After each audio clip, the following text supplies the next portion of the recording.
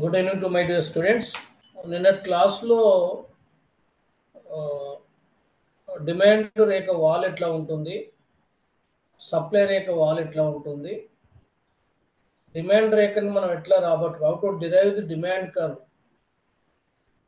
ఎట్లా దేని ఆధారంగా డిమాండ్ ఫంక్షన్ ఆధారంగా, అట్లాగే సప్లై ఫంక్షన్ ఆధారంగా సప్లై రేఖను రాబట్టుకున్నాం. డిమాండ్ యొక్క వాల్ ఎట్లా ఉంటుందనే దాన్ని మనం ప్రైస్ డిమాండ్ యొక్క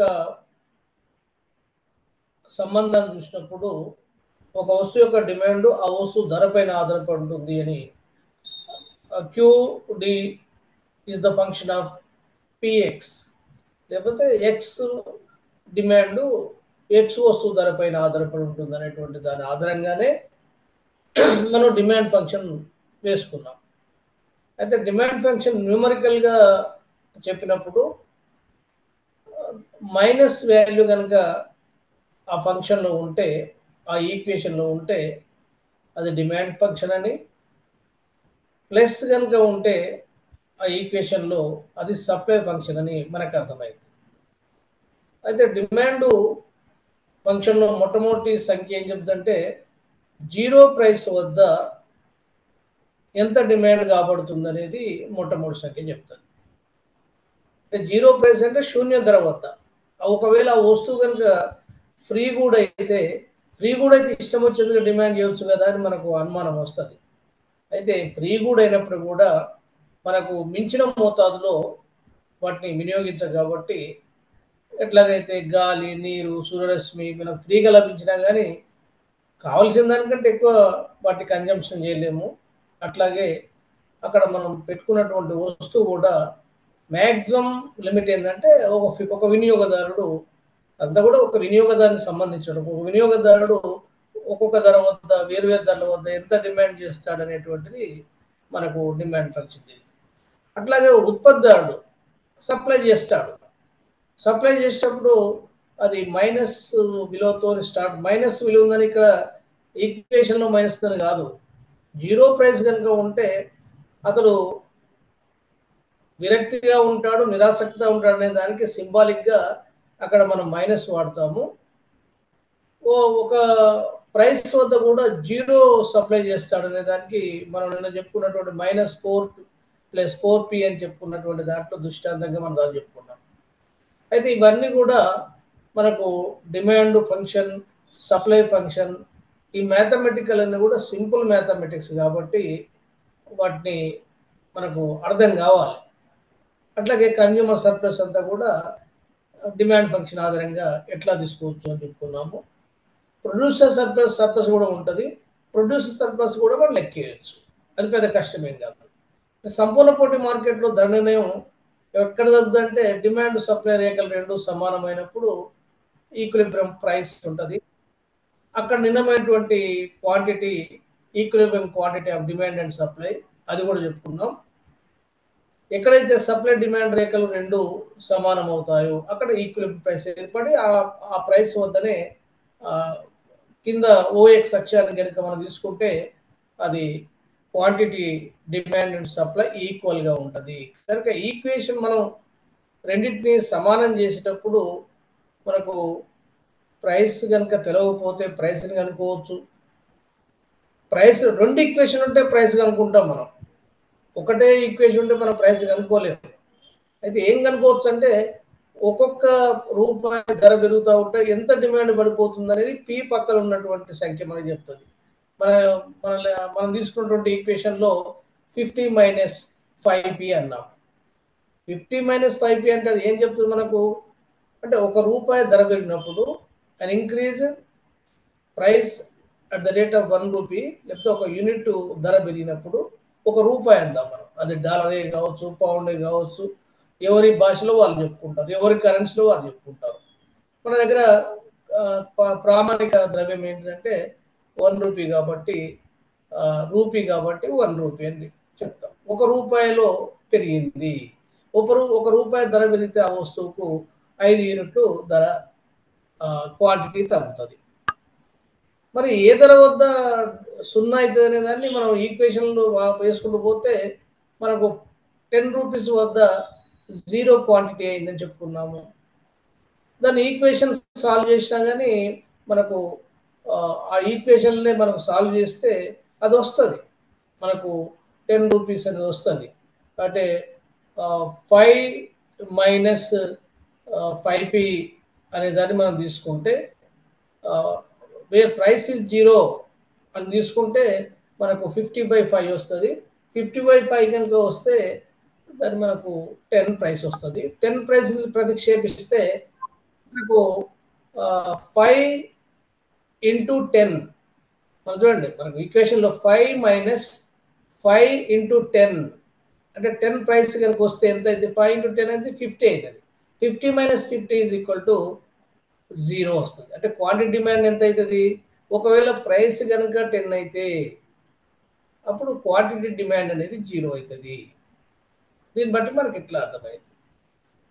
ఒకవేళ ప్రైస్ కనుక జీరో అయితే ఇక్కడైతే 550 minus 5 into 0, 5 into 0 is equal to 0. అంటే సున్నాని ఏ సంఖ్యల గురించినా కానీ సున్నా వస్తుంది. 5 into 0 is equal to 0. 50 minus 0 is equal to 50. అంటే ఒకవేళ ప్రైస్ కనుక 0 అయితే అది 50 క్వాంటిటీ అవుతుంది. ఇక మనం ఒక్కొక్క రూపాయి ఉందనుకోండి, 5 తగ్గుతుంది 50కి, 45, 40, 35, 30, 25, 20, 15, 10, 5, 0 ఇట్లా వేసి మనం డిమాండ్ రేఖని గీస్తాం. అట్లాగే సప్లై రేఖను కూడా మనం తీసుకున్నాం. ఇదంతా కూడా ఏంటంటే మనకు ఫంక్షన్స్ ఇచ్చి ఈక్విలిబ్రియం ప్రైస్ కనుక్కోని అడగవచ్చు, ఈక్విలిబ్రియం క్వాంటిటీ కనుక్కోమని అడగవచ్చు. మీకు రేపు వచ్చేటువంటి ఎగ్జామినేషన్లో కూడా 1-2 లెక్కలు దీనిపైన డెఫినెట్గా ఉంటాయి. ఎందుకంటే 100 మార్క్స్ మైక్రో ఇచ్చినప్పుడు మీరు తప్పనిసరిగా ఈ ప్రాబ్లం సాల్వ్ చేయాలి. అయితే నేను ఈలోగా ఏం చేస్తా అంటే ఈరోజు ఒక మీకు ప్రాబ్లం ఇస్తాను, గ్రూప్లో పెడతాను, అది సాల్వ్ చేసి మీరు గ్రూప్లో కాకుండా నాకు ఇండివిజువల్ పెట్టండి ఆ లెక్క చేసి. కన్జ్యూమర్ సర్ప్లస్ కూడా కనుక్కోమంటారు. సర్ప్లస్ని మీరు కనుక్కొని కూడా జస్ట్ ఒక 5-10 నిమిషాలు దాని మీద మీరు వర్క్ చేస్తే ఆ లెక్క వస్తుంది. అంటే మీరు ఎంతవరకు దాన్ని క్యాచ్ చేస్తున్నారు అనేటువంటిది మనకు అర్థమైంది. అయితే ఇక్కడ మనం ఇంకెవరికైనా దాంట్లో ఇబ్బందిగా ఉంటే చెప్పండి, మనం నెక్స్ట్ ఇండిఫరెన్స్ కర్వ్ అనాలిసిస్ ఈరోజు చూద్దాం. డిమాండ్ ఫంక్షన్లో డిమాండ్ రేట్ ఎట్లా వస్తుంది, సప్లై రేట్ ఎట్లా వస్తుంది, అట్లాగే డిమాండ్ సప్లై సమానమైనప్పుడు సమతౌల్య ధర ఎట్లా వస్తుంది, అట్లాగే ఉత్పత్తి అంటే డిమాండ్ సప్లై క్వాంటిటీ ఎట్లా ఈక్విలిబ్రియం క్వాంటిటీ అయింది, కన్జ్యూమర్ సర్ప్లస్ ఎట్లా కనుక్కోవచ్చు, ప్రొడ్యూసర్ సర్ప్లస్ కూడా కనుక్కోవచ్చు. న్యూమరికల్గా ఒకసారి డిమాండ్ ఈక్వేషన్ ఇచ్చేసి ఒక ప్రైస్ ఇచ్చి దాని కన్జ్యూమర్ సర్ప్లస్ కూడా కనుక్కోవచ్చు. అంటే మనకు దాన్ని ఆ టెక్నిక్ తెలవాలి, అంటే ఎట్లా చేయాలనేది ఒకసారి అర్థమైతే వాళ్ళు ఏ రకంగా మనకు ప్రశ్న ఇచ్చినా కానీ దాన్ని రాయడానికి అర్థం చేయడానికి వీలుంటుంది. అది మనం డిమాండ్కు సంబంధించినటువంటివన్నీ కూడా ఉన్నటువంటి అంశాలు మీకు తెలుసు. మనం ఈ మొట్టమొదటి ఇంట్రడక్షన్ చాప్టర్లో ఉన్నటువంటి అంశాలన్నీ కూడా మళ్ళీ ఒకసారి పవర్ పాయింట్ చూస్తుండండి. దాంట్లో సబ్జెక్ట్ మ్యాటర్ ఆఫ్ ఎకనామిక్స్, తర్వాత ఎకనామిక్స్ పదం ఎట్లా వచ్చింది, ఎకనామిక్ స్కోప్ ఆఫ్ ఎకనామిక్స్ ఏంటిది, తర్వాత ఎకనామిక్ ఏజెంట్స్ అంటే ఎవరు, ఎకనామిక్ యాక్టివిటీస్ అంటే ఎన్ని రకాలుగా ఉంటాయి, డెఫినేషన్స్ ఎన్ని రకాలుగా ఉన్నాయి, దాంట్లో క్లాసికల్ డెఫినేషన్, సాంప్రదాయ ఆర్థిక నిర్వచనంలో యాడమ్ స్మిత్ ఇచ్చే నిర్వచనం, దాని మీద ఉన్నటువంటి విమర్శలు, శ్రేయస్సు నిర్వచనం, శ్రేయస్సుని వచ్చిన వ్యక్తి అది ఏ కాలానికి సంబంధించి ఏ పుస్తకంలో ఇచ్చిండు మార్షల్ని, తర్వాత లైనల్ రాబిన్స్ నిర్వచనం, కొత్త నిర్వచనం, తర్వాత శామ్యుల్సన్ ఇచ్చినటువంటి వృద్ధి నిర్వచనం, అసలు అర్థశాస్త్రానికి నిర్వచనమే అవసరం లేదని చెప్పినటువంటి గున్నార్ మిర్దయాల్, తర్వాత మైక్రో ఎకనామిక్స్, మ్యాక్రో ఎకనామిక్స్, ఈ రెండు పదాలని అర్థశాస్త్రంలో ప్రవేశపెట్టినటువంటి వ్యక్తి రాగ్నార్ ఫ్రిచ్గా, చిన్న చిన్న యూనిట్లని చెప్పేది సూక్ష్మార్థ శాస్త్రంగా, యూనిట్ల సమూహాన్ని చెప్పేది స్థూలార్థ శాస్త్రంగా, అట్లాగే డైనమిక్ అండ్ స్టాటిక్ ఎకనామిక్ చెప్పుకున్నాం. సమయం లేకుండా అంటే టైం ఎలిమెంట్ లేకుండా చెప్తే దాన్ని స్టాటిక్ అని, టైంను కూడా దృష్టిలో పెట్టుకుంటే దాన్ని డైనమిక్ అని చెప్పుకున్నాం. తర్వాత డిడక్టివ్ మెథడ్, ఇండక్టివ్ మెథడ్, నిగమన పద్ధతి, అగమన పద్ధతి చెప్పుకున్నాం. తర్వాత ఆర్థిక సూత్రాల స్వభావం ఏంటో చెప్పుకున్నాం. చెప్పుకునే ముందు అది positive science and normative science అని 2 రకాలు. నిశ్చిత శాస్త్రం, నిర్ణయ శాస్త్రం. మరి అర్థశాస్త్రం నిశ్చిత శాస్త్రమా, నిర్ణయ శాస్త్రమా, పాజిటివ్ సైన్సా, నార్మేటివ్ సైన్స్ అనేటువంటి డిస్కస్ వచ్చినప్పుడు ఇది దీంట్లో కొన్ని లక్షణాలు ప్రకృతి శాస్త్రాల్లాగా, భౌతిక సూత్రాల్లాగా కొన్ని ఉన్నప్పటికీ ఇది మానవాళికి సంబంధించినటువంటి సోషల్ సైన్స్ కాబట్టి కొంత పేదరికం ఉంది అంటే పేదరికాన్ని పరిష్కార మార్గాలు చూపించాలి. ఒక విషయాన్ని ఉన్నదున్నట్టుగా చెప్తే దాన్ని మనం నేచురల్ సైన్స్ అంటాం. అది సమాజంతో సంబంధం లేకుండానే స్వతంత్రంగా ప్రవర్తిస్తాయి. మరి ఎకనామిక్స్ అనేది సూత్రాలు చెప్తుంది. అయితే ధరకు డిమాండ్కు మధ్య ఉన్న సంబంధం చెప్పినప్పుడు యూనివర్సల్గా ఉన్నప్పుడు కూడా దీనికి మినహాయింపులు కూడా ఉంటాయి. సమాజమే ప్రయోగశాల దీనికి. అంటే ల్యాబ్ ఎక్కడ ఉంది దీనికి? Physics lab, chemistry lab, botany lab, zoology lab లాగా ఎకనామిక్స్ ల్యాబ్ లేదు. సూత్రాలను ప్రూవ్ చేయడానికి ఎటువంటి ప్రయోగశాలలు లేవు. Society it self a laboratory. కాబట్టి మనుషులతో సంబంధం ఉన్నటువంటి సూత్రాల స్వభావం అవి ఖచ్చితంగా ఉండవు. కాబట్టి వాటి లా ఆఫ్ టైడ్స్గా ఆల్ఫ్రెడ్ మార్షల్ చెప్తాడు. సూత్రాల స్వభావం చెప్పుకున్న తర్వాత మనకు యూటిలిటీకి సంబంధించినటువంటి అంశాలు ఉంటాయి. యూటిలిటీ ఎన్ని రకాలుగా ఉంటుంది? అసలు యూటిలిటీ అంటే ఏమిటి, ప్రయోజనం అంటే ఏమిటి అంటే వాంట్ సాటిస్ఫైయింగ్ పవర్గా చెప్తాం మనం. దాంట్లో రకరకాల ప్రయోజనాలు ఉన్నాయి. అది టైం యూటిలిటీ, ప్లేస్ యూటిలిటీ, తర్వాత సర్వీస్ యూటిలిటీ, ఫామ్ యూటిలిటీ, ఆకార ప్రయోజనము, సేవ ప్రయోజనము, కాల ప్రయోజనము, స్థాన ప్రయోజనము. వీటికి సంబంధించినటువంటి ఎగ్జాంపుల్స్ కూడా మీకు ఇచ్చినటువంటి పీపీటీలో ఉన్నాయి చూడండి. ఈ ప్రయోజనమే కాకుండా కార్డినల్ ప్రయోజనము, ఆర్డినల్ ప్రయోజనం అని ఇంకొక రకంగా ఉంది. కార్డినల్ ప్రయోజనం అంటే సంఖ్యల రూపంలో కనుక చెప్తే దాన్ని కార్డినల్ ప్రయోజనం, కార్డినల్ సంఖ్యలు అంటాం మనం. వాటిని కార్డినల్ సంఖ్యల ద్వారా కార్డినల్ ప్రయోజనాన్ని తీసుకున్నాము, ఆర్డినల్ సంఖ్యల ద్వారా ఆర్డినల్ ప్రయోజనాన్ని తీసుకున్నాం. మరి కార్డినల్ ప్రయోజనం అంటే ఏంటిది అంటే ఒక వస్తువుకు ఎన్ని యూనిట్ల ప్రయోజనం వచ్చి కొలవడానికి వీలున్నటువంటిది. ప్రయోజనాన్ని వాస్తవానికి కొలవడానికి వీల్లేదు. మనం ఆహారం తీసుకుంటాం, లేకపోతే ఒక ఫ్రూట్ తీసుకుంటాం, లేకపోతే ఒక వస్తువును ఉపయోగిస్తాం. ఆ వస్తువు ద్వారా మనం తృప్తి చెందుతాం. ఆ తృప్తి చెందినప్పుడు ఎంత తృప్తి అని కొలవడానికి వీలున్నటువంటి విశ్లేషణని మనం కార్డినల్ ప్రయోజనం లేదా కార్డినల్ యూటిలిటీ అంటాం. మనం ఒక యాపిల్ తీసుకున్నాం, యాపిల్తో మనకు 10 యూనిట్ల ప్రయోజనం వచ్చింది. నిజంగా యాపిల్ తిన్న తర్వాత నీకు ఎంత ప్రయోజనం అంటే బాగుంది, లేకపోతే టేస్ట్గా ఉంది, సరిపోయింది, ఆకలి తీరింది అని చెప్పగలుగుతాము తప్పిస్తే నాకు ఈ యాపిల్ తీసుకోవడం వల్ల 10 యూనిట్స్ ప్రయోజనం వచ్చని ఎప్పుడు చెప్పలేము. అయితే దానికి 10 యూనిట్స్ అని ప్రయోజనం ఎట్లా లెక్క కట్టారు వీళ్ళు? ఈ కార్డినల్ యూటిలిటీకి సంబంధించినటువంటి సిద్ధాంతవేత్తలంతా కూడా మొట్టమొదటిగా గాసన్ కావచ్చు, మార్షల్ కావచ్చు, వీళ్ళందరూ కూడా కార్డినల్ యూటిలిటీకి సంబంధించినటువంటి సిద్ధాంతాలు రూపకల్పన చేసినటువంటి వాళ్ళు. గాసన్ ప్రథమ సూత్రం అంటాం దీన్ని మనం.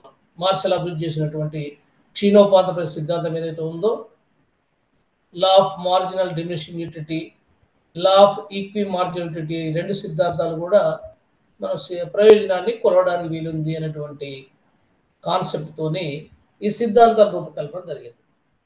అయితే ప్రయోజనాన్ని దేంతో కొలుస్తాము? దానికి మీటరా, లేకపోతే లీటరా, దేంతో కొలుస్తాము? యూటిలిటీస్లో కొలుస్తాము. మన యూటిలిటీస్నే యూనిట్స్ అంటాం మనం మామూలుగా. మామూలుగా యాక్చువల్గా ఎకనామిక్స్లో ప్రయోజనాలు చూడడానికి యూటిల్స్ అనేటువంటి పదాన్ని వాడతాం. దాన్ని మనం యూనిట్లు అనేటువంటి కులమానం. ఈ యూనిట్లను దేంతో కొలుస్తాము? ఎవరైనా చెప్పగలుగుతారా?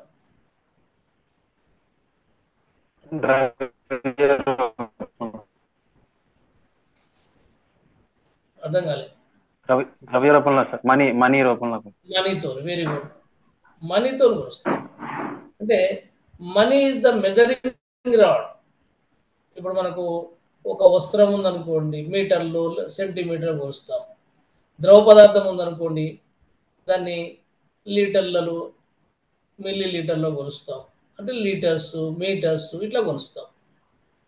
వెయిట్ ఉందనుకోండి, కేజీలలో, పౌండ్లో కొలుస్తాం. మరి ప్రయోజనం దేంట్లో కొలుస్తామంటే యూటిలిటీస్లో కొలుస్తామా? యూటిలిటీస్ దేంతో కొలుస్తామంటే మనీతో కొలుస్తాం. Money is the measuring rod అంటాం మనం.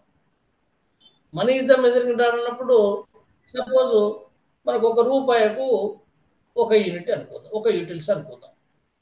యాపిల్కు ₹10 అనుకోండి. ₹1 ఒక యూటిల్ మనకు వస్తుంది అనుకోని మార్కెట్లో అనుకుంటే, యాపిల్కు ₹10 ఉందనుకోండి దాని ధర. అప్పుడు మనం ఆ యాపిల్ నుంచి వచ్చే ప్రయోజనం ఎంతని చెప్తాము?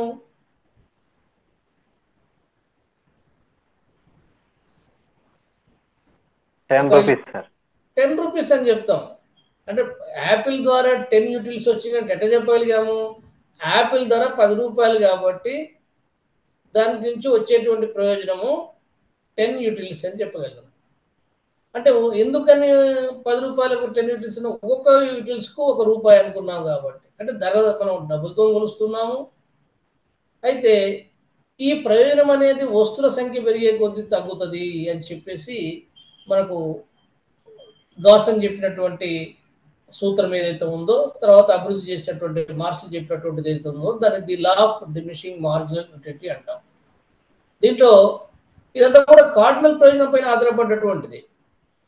కార్డినల్ ప్రయోజనం చెప్పేటప్పుడు మొట్టమొదట 10 యూనిట్లు, తర్వాత 8 యూనిట్లు, తర్వాత 6 యూనిట్లు, అంటే ప్రతిసారి ఒక 2 యూనిట్లు తగ్గించు. అంటే మన దగ్గర ఆ వస్తువు పెరిగే కొద్దీ ఆ వస్తువు నుంచి లభించేటువంటి ప్రయోజనం క్రమేపీ తగ్గుతున్నప్పుడు మనం మొట్టమొదట 10 యూనిట్లు ఉన్నప్పుడు ₹10 పెట్టుకున్నాం. అది ఒకవేళ 8 యూనిట్లే ఇచ్చింది అనుకోండి, ఎన్ని రూపాయలు పెడతాం మనం? ₹8 పెడతాం.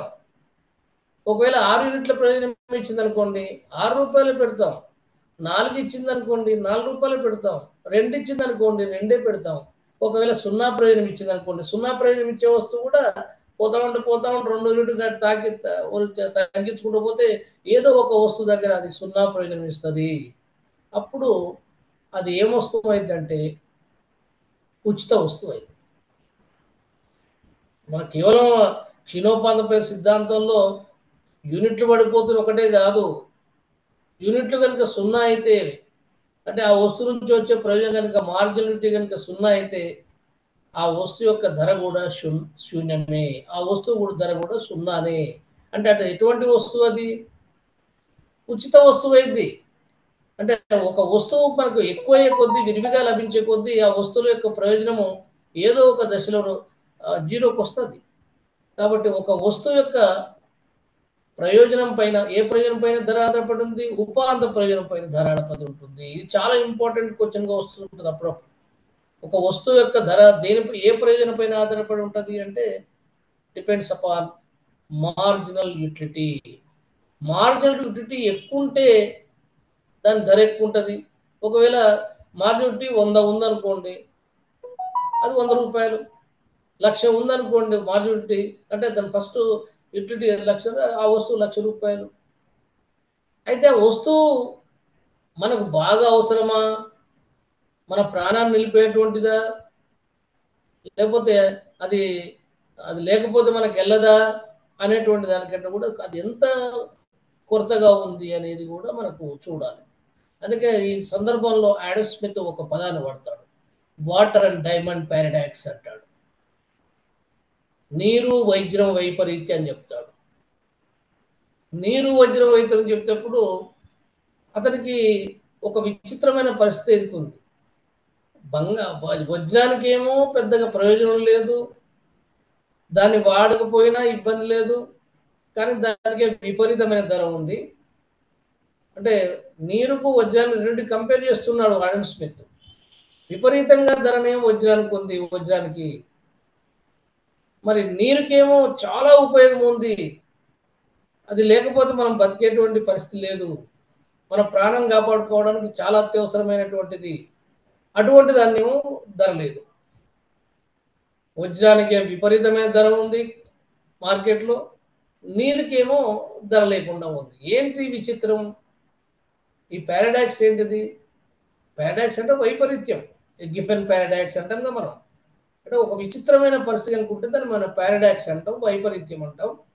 దాంట్లో ఎకనామిక్స్లో మనం బాగా విరివిగా వాడేటువంటి ఇంకో పదం ఏ వైపరీత్యం అంటే వాటర్ అండ్ డైమండ్ పారాడాక్స్, నీరు వజ్రం వైపరీత్యం. ఎందుకు ఈ సందర్భం చెప్పుకుంటున్నాం అంటే ఒక వస్తువుకు ధర దేనిపైన ఆధారపడి ఉంటుందంటే ఆ వస్తువుకు ఉండేటువంటి ఉపాంత ప్రయోజనం పైన, మార్జినల్ యూటిలిటీ పైన ఆధారపడి ఉంటుంది. డైమండ్కి మార్కెట్ ఎక్కువ ఉంది, వజ్రానికి మార్కెట్ చాలా ఎక్కువ ఉంది. ఎందుకంటే కొరతగా ఉంది, స్కేర్సిటీగా ఉంది. దానికి ఉపయోగాలు ఉంటే ఉండొచ్చు, కానీ నీరంతా ఉపయోగం కాదు. కానీ నీటికి ధరే లేదు ఒక మాట చెప్పాలంటే. ఉన్నా కానీ మినిమం.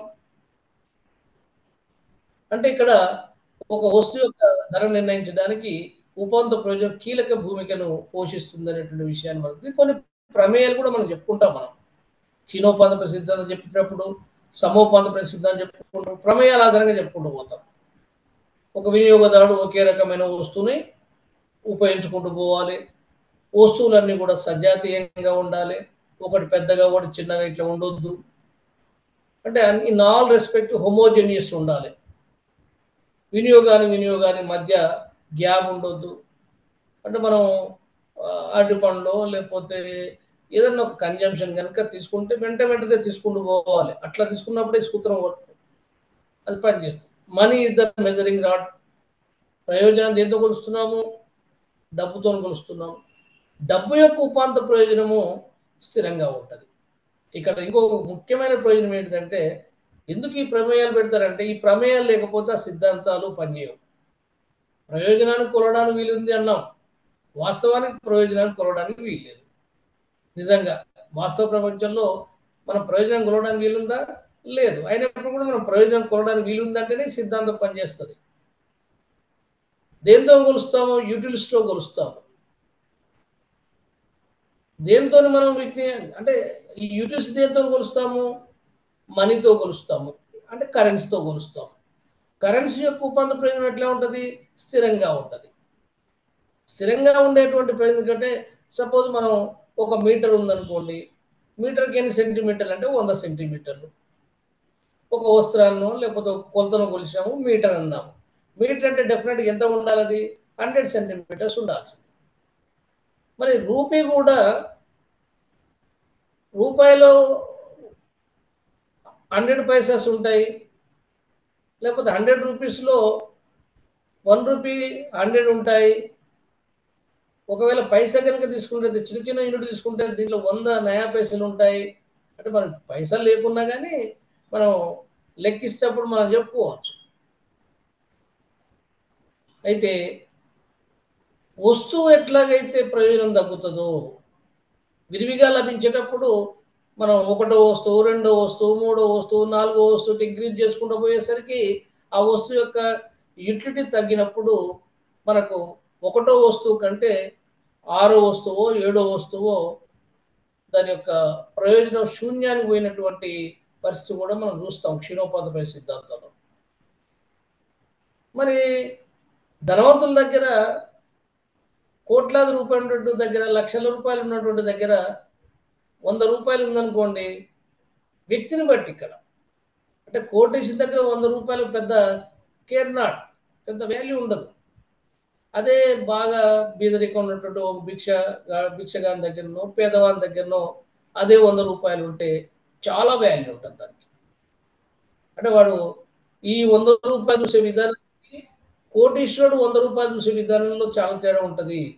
అంటే వ్యక్తులు మారినప్పుడు వాటి యొక్క మార్జినల్ యూటిలిటీ ఆఫ్ మనీ కూడా మారిపోద్ది అనే విషయం ఇక్కడ మనకు తెలవాలి. ఫస్ట్ మామూలుగా బాగా రిచ్ పర్సన్స్ ఉండనుకోండి, వాళ్ళు లావిష్గా ఖర్చు పెట్టేటప్పుడు 100 రూపాయలు అంటే కేర్ నాట్. కానీ అదే పేదవాడు అదే 100 రూపాయలని అదే రిజర్వ్ బ్యాంక్ ఆఫ్ ఇండియా ముద్రించే 100 రూపాయలు వీడి దగ్గర విలువకు వాడి దగ్గర విలువకు చాలా తేడా ఉంటుంది. తేడాలు ఉన్నప్పటికి కూడా అది భిక్షగాని దగ్గర ఉన్న లక్షాధికారి దగ్గర ఉన్న వాటి ఉపాంత ప్రయోజనము యూనిఫామ్గా ఉంటుంది అని ఇంకో ప్రమేయం చేస్తుంది దీంట్లో మనం. అందుకని ద్రవ్యం యొక్క ఉపాంత ప్రయోజనం ఎట్లా ఉంటుంది అంటే స్థిరంగా ఉంటుంది. దానికి కారణం ఇదే. ఇంకోటి ఏంది, ఉపయోగించేటువంటి వస్తువు వ్యవహారిక పరిమాణంలో ఉండాలి. అంటే మనం జనరల్గా ఫ్రూట్ అన్నామనుకోండి, బనానా అన్నామనుకోండి, బనానాకు పెద్దవి చిన్నవి ఉంటాయి. కానీ ఒక చిన్న బనానా పీస్ ఇది అరటిపండు ముక్కలు తీసుకొచ్చి ఇది అరటిపండు అని ఇస్తే ఒక 10-12 ముక్కలు చేసేసి ఇది ఒకటో పండు రెండో పండు అంటే అది వ్యవహారిక పరిమాణం కాదు. ఒక కప్ ఆఫ్ టీ అంటాం కానీ ఒక స్పూన్ ఆఫ్ టీ అన మనం, ఏ డ్రాప్ ఆఫ్ టీ అన మనం. ఒక చుక్కేసి నువ్వు టీ తాగినవంటే రెండో టీ మూడో టీ నాలుగో టీ అంటే కుదురుతుందా? A glass of water, a plate of meal అంటే ప్లేట్ కంటే కూడా ఒక ముద్ద అంటాం కదా మనం. అట్లా వ్యవహారిక పరిమాణంలో ఉండాలి. అంటే సిద్ధాంతం పనిచేయాలంటే డెఫినెట్గా అజంప్షన్స్ ఉంటాయి. అజంప్షన్స్ ఆధారంగా చేసుకొని ఈ సిద్ధాంతాలు పనిచేస్తాయి. కాబట్టి అజంప్షన్స్ని కూడా మీకు అన్ని రకాలుగా తెలిసి ఉండాలి. ఎందుకు అజంప్షన్ చేసి ఉన్న దాని బ్యాక్గా ఉండేటువంటి రీజన్ కూడా మనకు అర్థం కావాలి. అట్లా సిద్ధాంతాలు మీరు అర్థం చేసుకుంటే మనకు ఎకనామిక్ సిద్ధాంతాలు అనేవి పెద్ద కష్టమైనటువంటి కావు. ప్రశ్నల విధానం కూడా మనకు ఫుల్ కమాండ్ ఉండాల్సిన అవసరం ఉంటుంది. కానీ సమోపాంత సిద్ధాంతం కూడా పెద్ద కష్టమైంది కాదు. ఇక్కడ ఒకటే వస్తువు వాడతాడు వినియోగదారుడు. ఇక్కడ మనీ కొనే ప్రసక్తి ఉండదు. ఒకటో వస్తువు అయితే ఎంత వస్తుంది, రెండు వస్తువులు ఎంత వస్తుంది, మూడు అయితే ఎంత వస్తుంది, అది చెప్పుకుంటూ పోతాం మనం. దాని విలువని ఉపాంత ప్రయోజనం ఉందని మనం అర్థం చేసుకుంటాం. కానీ ఈక్వి మార్కెట్లో ఏం చేస్తామంటే రెండు వస్తువుల కంటే ఎక్కువ వాడినప్పుడు, అంటే ఒక వస్తువు కంటే ఎక్కువ వాడినప్పుడు తన దగ్గర ఉన్నటువంటి పరిమిత ద్రవ్యాన్ని ఆ వస్తువుల మీద ఎట్లా ఖర్చు చేస్తాడు అనేటువంటిది ఇక్కడ ప్రధానంగా చర్చ వస్తుంది. అంటే వినియోగదారు దగ్గర ఇష్టం వచ్చేంత డబ్బు లేదు, వాడి దగ్గర లిమిటెడ్ అమౌంటే ఉంటుంది, లిమిటెడ్ ఇన్కమే ఉంటుంది. ఆ ఉన్నటువంటి లిమిటెడ్ ఇన్కమ్ని అతడు వాడే వస్తువుల మీద మొత్తం ఖర్చు చేస్తాడు. దానికి దాచుకునేది సేవింగ్ చేసేది ఏమి ఉండదు. వాడి దగ్గర 10 రూపాయలు అనుకోండి, ఆ 10 రూపాయలు ఖర్చు చేస్తాడు. ఎన్ని వస్తువులు? ఒకటి కంటే ఎక్కువ, 2 కావచ్చు, 3 కావచ్చు, 4 కావచ్చు. అంటే మన సౌలభ్యం కోసం ఏం చేస్తాము, ఓ 2 వస్తువులు తీసుకుంటాం. ఆ 2 వస్తువులు చేసేటప్పుడు తన దగ్గర ఉన్నటువంటి డబ్బునంతా కూడా ఖర్చు చేసేటప్పుడు చివరి రూపాయి కూడా ఈ 2 వస్తువుల ప్రయోజనాలు సమానమయ్యేటట్టుగా చూసి ఖర్చు మనం చేస్తాం. అంటే ఫస్ట్ 1 రూపాయి ఖర్చు చేసేటప్పుడు ఏ వస్తువు మీద ఖర్చు చేస్తాం? జనరల్గా 2 వస్తువుల యొక్క ఉపాంత ప్రయోజనాలు ఎప్పుడు కూడా ఒకే రకంగా ఉండేటువంటి అవకాశం లేదు. ఒకటి 10 ఉంటే ఇంకోటి 8 ఉండొచ్చు ఒకటో వస్తువుకు. ఎందుకంటే వాటి ఇచ్చేటువంటి వాల్యూని బట్టి. అప్పుడు మనం ఒకటి 10 ఇస్తుంది, ఒకటి ఏదైనా ఒకటి రూపాయి అని మనం అనుకుంటాం. ఒక్కొక్క యూనిట్కు 1 రూపాయి ఇచ్చినప్పుడు అది మనం ఆ వస్తువుని పికప్ చేసుకునే విధానం, అది ఎంత ఇస్తే ప్రయోజనం అనే దాన్ని మనం ఈ మొట్టమొదటి క్షీణోపాంత సిద్ధాంతంలా కాకుండా ఒక వస్తువు ఉంది, దానికి కొంత ప్రయోజనం ఉంది, 10, 8, 6, 4 ఇట్లా ఉంటాయి. ఇంకోటి 8, 6, 4 ఇట్లా ఉంటుంది. ఇట్లా వాటి మీద తన దగ్గర ఉన్న కొన్ని డబ్బులు ఖర్చు పెట్టేటప్పుడు రెండింటి మీద ఖర్చు చేసుకుంటూ పోతాడు. మొట్టమొదటి ఎటువంటి వస్తువును ఖర్చు చేస్తాడు, ఏ వస్తువు మీద ఖర్చు చేస్తాడు, ఏ వస్తువుని కన్జంప్షన్ చేస్తాడు, ఏ వస్తువును పర్చేజ్ చేస్తాడు అంటే ఏ వస్తువు అయితే ఎక్కువ ప్రయోజనం ఇస్తుందో ఆ వస్తువుని పికప్ చేస్తాడు. మొట్టమొదటి రూపాయి అంటే ప్రతి రూపాయి ఖర్చు చేసేటప్పుడు బేరీజు వేసుకుంటూ ఏ వస్తువు అయితే ఎక్కువ ప్రయోజనం ఇస్తుందో ఆ వస్తువు పైన ఖర్చు చేస్తాడు. ఫస్ట్ దాన్ని తీసుకున్నప్పుడు రూపాయలు తీసుకున్నప్పుడు 10 ప్రయోజనం ఇచ్చేది తీసుకుంటాడు, ఎక్స్ అనుకోండి. తర్వాత రెండవ రూపాయిని ఖర్చు చేసేటప్పుడు ఇది 8, అది 8 అనుకుందాం. రెండవ వస్తువు మీద అది హైయెస్ట్ 8 అంటే అది రెండో వస్తువు తీసుకోవచ్చు, ఎక్స్ వస్తువు తీసుకోవచ్చు, వై వస్తువు తీసుకోవచ్చు. అంటే 8, 2, 8 కాబట్టి. తర్వాత మూడోది చేసినప్పుడు మళ్ళీ 8, తర్వాత 6, ఇట్లా చూసుకుంటూ పోయినప్పుడు అతను ఏం చేస్తాడంటే చివరి రూపాయి చేసినప్పుడు XY వస్తువుల యొక్క ఉపాంత ప్రయోజనాలు సమానం కావాలి. అంటే ఒక్కోసారి సమానం కానటువంటి రూపాయలు కూడా మన దగ్గర ఉండొచ్చు. అప్పుడు ఆ వస్తువు మీద చేసేటువంటి ఖర్చు చిన్న చిన్న యూనిట్లలో కూడా ఖర్చు చేయొచ్చు అనేది ఇంకో ప్రమేయం దాంట్లో ఉంటుంది. అది లోతుగా పోతే మనకు అర్థమైంది కానీ మామూలుగా ఏం చేస్తామంటే రెండు సమానమయ్యేటట్టుగా వినియోగదారుని దగ్గర మనం డబ్బుని ఉందని అనుకొని చేసుకుంటూ పోతాం. ఒకవేళ ఆ రెండు సమానంగా మన పేపర్ మీద సమానంగా రూపాయలు కూడా మన దగ్గర ఉండొచ్చు. అప్పుడు ఏం చేస్తాడంటే చిన్న చిన్న యూనిట్లుగా వాటిని ఖర్చు చేస్తాడు. అంటే వస్తువుని చిన్న చిన్న యూనిట్లో ఖర్చు చేయొచ్చు, తీసుకురావచ్చు. అతని దగ్గర ద్రవ్యాన్ని కూడా చిన్న చిన్న యూనిట్లుగా మార్చుకోవడానికి వీలుంటుంది. అంటే ఒక వస్తువుని చిన్న చిన్న అంటే దీన్ని ఎట్లా అంటే మనం ఏరోప్లేన్ కొనవచ్చు, తర్వాత ఒక బైసికిల్ని కొనవచ్చు. ఏరోప్లేన్ కొనాలంటే ₹1,00,00,000 ఉండేటువంటి ఏరోప్లేన్ ఎట్లా కొంటాము? అంటే వేలల్లో ఉండేటువంటి 2-3 వేల రూపాయలు ఉన్నటువంటి సైకిల్ ₹1 ఎట్లా వస్తుంది? అంటే వాళ్ళ దగ్గర ఉన్న ₹10 ఈ రెండింటి కొంటాడా? సమోపాంత సిద్ధాంతం ప్రకారం ఈ రెండింటిలో కొంటాడు. వాడి దగ్గర ₹10తోని ఏరోప్లేన్ కొంటాడు, సైకిల్ని కొంటాడు. మీరు ఎప్పుడైనా ఈ విషయాన్ని ఆలోచించారా? రెండు వస్తువులు XY వస్తువులు, ఒకటి ఏరోప్లేన్, ఒకటి బైసికిల్. మన దగ్గర ₹10 కొంటాడా? నిజంగా కొంటాడా? ఎవరు సపోర్ట్ చేస్తలేరు. నిజంగా కొంటాడా? నిజంగా కొనడు. కానీ ఎకనామిక్స్ ప్రకారం కొంటాడు. ఎందుకంటే వాటి చిన్న చిన్న యూనిట్లుగా చేసి దాన్ని పర్చేజ్ చేయొచ్చు. అంటే ఏరోప్లేన్ చిన్న చిన్న దాంట్లో చిన్న భాగం వచ్చినాక ఏరోప్లేన్ లక్షణాలు వస్తాయి దాంట్లో. సైకిల్ సంబంధించినటువంటి అంటే అది ఒక 5,000 ఉందనుకో సైకిల్, ₹1 మందం తీసుకోవచ్చు. అంటే అంత చిన్న మైక్రో లెవెల్ కూడా పర్చేజ్ చేయడానికి వీలుందనేది దీంట్లో ప్రమేయం ఒకటి ఉంది. అంటే వినియోగదారుడు తను చేసేటువంటి ఖర్చు, తన దగ్గర ఉన్నటువంటి పరిమిత ద్రవ్యం, లిమిటెడ్ మనీ ఉంది. ఆ లిమిటెడ్ మనీతోని తన యొక్క ప్రయోజనం గరిష్టమయ్యే విధంగా వాటి చిన్న చిన్న యూనిట్లుగా చేసి కూడా ఖర్చు చేయడానికి వీలుంటుంది అనేటువంటి ఒక ప్రమేయం. సమోపాంత సిద్ధాంతానికి, క్షీణోపాంత సిద్ధాంతానికి ఆల్మోస్ట్ ఆల్ ప్రమేయాలను ఒకటే, ఎక్సెప్ట్ దిస్ వన్. అన్ని ప్రమేయాలు. అందుకనే సమోపాంత సిద్ధాంతం క్షీణోపాంత సిద్ధాంతం కంటే కొద్దిగా ఇంకొంచెం మెరుగైనటువంటిది. ఎందుకు మెరుగైందంటే అక్కడ ఒకటే వస్తువు వాడతాడు, ఇక్కడ ఒకటి కంటే ఎక్కువ వస్తువులు వాడతాడు.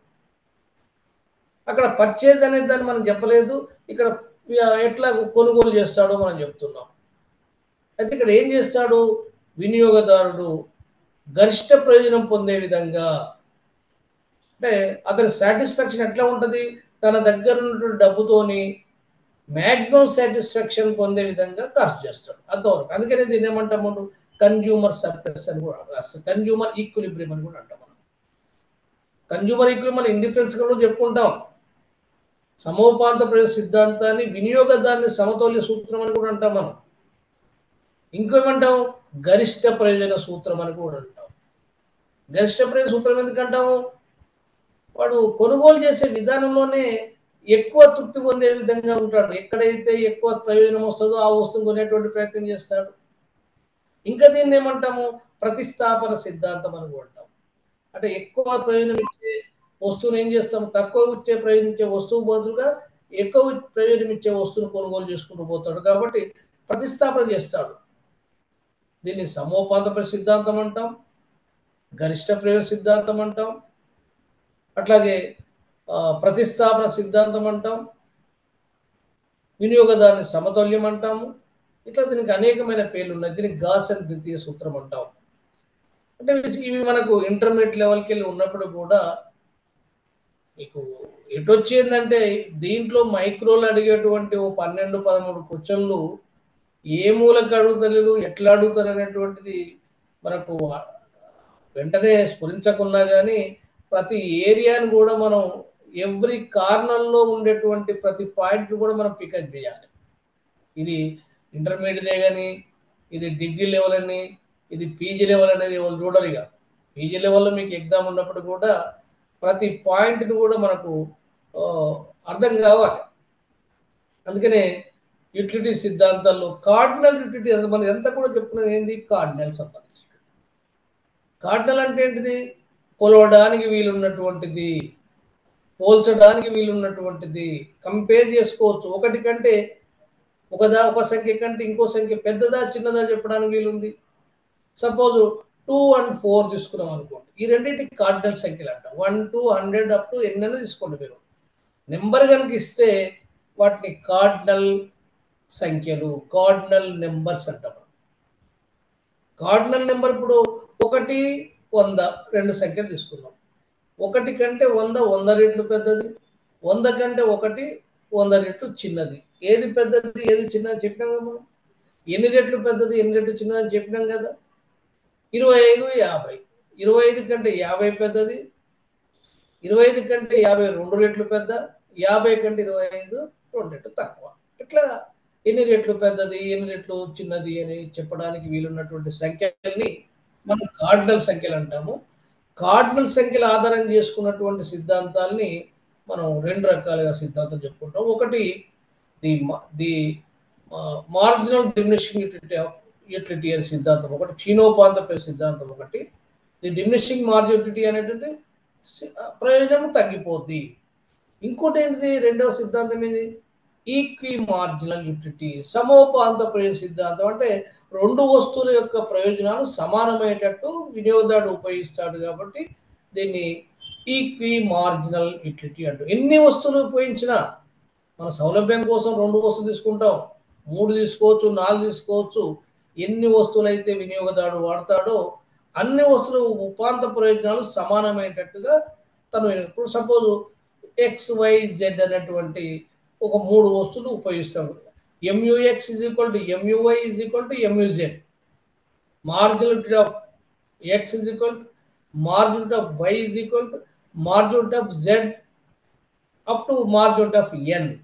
ఎన్ని వస్తువులు వాడితే వాడుతాడో అన్ని వస్తువుల యొక్క ఉపాంత ప్రయోజనాలు సమానమయ్యేటట్టు ఉపయోగించేటువంటి దాన్ని మనం ఈక్వి మార్జిన్. ఇది కూడా కార్డినల్ సిద్ధాంతమే.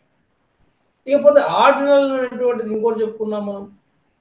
ఆర్డినల్ సిద్ధాంతాలు ఏంటిది, దీన్ని ఆధారంగా హిగ్స్ వీళ్ళు రూపొందించినటువంటి ఉదాసీనత ఒక్క రేఖలు, ఇండిఫరెన్స్ కర్వ్ అనాలిసిస్, దానికి సంబంధించినటువంతా కూడా జేఆర్ హిగ్స్ వీళ్ళు చేసినటువంటిది. వాళ్ళ యొక్క సిద్ధాంతాల్లో ఆర్డినల్ అనే పదాన్ని ఉపయోగిస్తారు. ఆర్డినల్ సంఖ్యలు అంటే ఏంటిది, ఆర్డినల్ సంఖ్యలు ఏది పెద్దది ఏది చిన్నది అని, ఎన్ని రెట్లు పెద్దది ఎన్ని రెట్లు చిన్నది అనేది చెప్పడానికి సాధ్యం కాదు. కానీ ఒకదానికంటే ఒకటి పెద్దదా చిన్నదా ఎన్ని రెట్లు అని చెప్పడానికి లేదు. ఇప్పుడు suppose first second third fourth fifth అన్నాం మనం, 1వ 2వ 3వ 4వ అన్నాం. అంటే వీటి ఒక ఆర్డర్లో కనుక మనం పేర్చుకుంటే 1వ సంఖ్య కంటే 2వది పెద్దది, 2వ సంఖ్య కంటే 3వది పెద్దది, 3వ సంఖ్య కంటే 4వది పెద్దది మనం చెప్పుకుందాం. ఇప్పుడు ఇక్కడ ఏమనుకుందాము, 2 4 8 16 ఇట్లా అనుకుందాం. ఇది కార్డినల్ సంఖ్యలు. మనకి 2 4 8 అనేటువంటిది పక్క పెట్టి 2వ దాన్ని 1 అన్నాం, 4వ దాన్ని 2 అన్నాము, 6వ దాన్ని 3 అన్నాము. ఏమంటున్నాము, ఫస్ట్ సెకండ్ థర్డ్ ఫోర్త్ అన్నాము. అంటే 1వ 2వ 3వ 4వ అన్నాం. అంటే 1 కంటే 2 పెద్దది, 2 కంటే 3 పెద్దది, 3 కంటే 4 పెద్దది అన్నాం. అది 2 4 6 8 కావచ్చు, 10 20 30 40 కావచ్చు, 1 2 3 4 కావచ్చు, 100 200 300 400 కావచ్చు. అంటే అది ఆ సంఖ్యలు ఏంది అని మనం చెప్పలేదు, కార్డినల్ రూపంలో చెప్పడం లేదు. ఒకదానికంటే ఒకటి పెద్దది అని ఒక ఆర్డర్లో మనం చెప్పాం. అంటే కార్డినల్ అనేది సంఖ్యల రూపంలో ఉంటుంది, ఆర్డినల్ అనేది 1వ 2వ 3వ అనేది ఉంటుంది. మనకు ఉదాసీనత ఒక్క రేఖల్లో first indifference curve, second indifference, 1వది 2వది 3వది combination of X and Y ఇట్లా చెప్తాం మనం. అంటే ఒక సముదాయం కంటే 2వ సముదాయం ఎక్కువ తృప్తినిస్తుంది, 3వ సముదాయం ఇంకెక్కువ తృప్తినిస్తుంది. అంటే ఇక్కడ ఆర్డినల్ సంఖ్యలను ఉపయోగించి మనకు సిద్ధాంతాలను రూపకల్పన చేసినటువంటి ఏదంటే indifference curve analysis. Indifference curve analysis మనకు ఆ, ఈ యూటిలిటీ అనాలిసిస్ పైన అప్పర్ హ్యాండ్, కొంచెం మెరుగైనటువంటిది. డెఫినెట్గా ఇది లేటెస్ట్ అన్నట్టు. తర్వాత రివీల్ ప్రిఫరెన్స్ లాంటివి వచ్చినప్పుడు కూడా మనకు ఇండిఫరెన్స్ కర్వ్ అనాలిసిస్ ఇన్ డెప్త్గా ఇంట్లో కూడా డెఫినెట్గా 1-2 ప్రశ్నలు రావడానికి వీలున్నటువంటి చాప్టర్స్. మనకు ఎక్కడైనా ఏంటంటే వీలున్నటువంటిది ప్రశ్న రూపం ఎట్లా ఉంటుంది అనేది మనకు కొంత దీంట్లో ఎక్స్పీరియన్స్ అయ్యే కొద్దీ ప్రశ్న స్వరూపం స్వభావం ఎట్లా ఉంటుందని మనకు అర్థమైంది. మనకు ఈరోజు టాపిక్ ఇంత ఉపోద్ఘాతం ఎందుకంటే ముందు కార్డినల్ ఆర్డినల్ అంటూ తెలవాలి. కార్డినల్ సంఖ్యల ఆధారంగా చేసుకున్నటువంటి సిద్ధాంతాలు ఏవైతే ఉన్నాయో, law of diminishing marginity, equi marginity, consumer surplus, ఇవన్నీ కూడా బేస్డ్ ఆన్ కార్డినల్ యూటిలిటీ. ఆర్డినల్కి సంబంధించినటువంటిది అంటే indifference curve analysis. Indifference curve అనాలిసిస్లో మొట్టమొదటి మనం దాని యొక్క ప్రాపర్టీస్ ఆఫ్ ఇండిఫరెన్స్ కర్వ్స్, లక్షణాలు అంటాం కదా.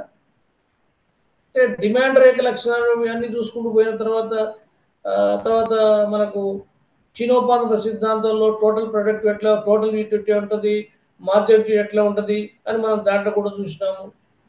మార్జినిటీ కర్వ్ ఎట్లా ఉంటుంది, డిమాండ్ రేఖ లాగానే ఉంటుంది.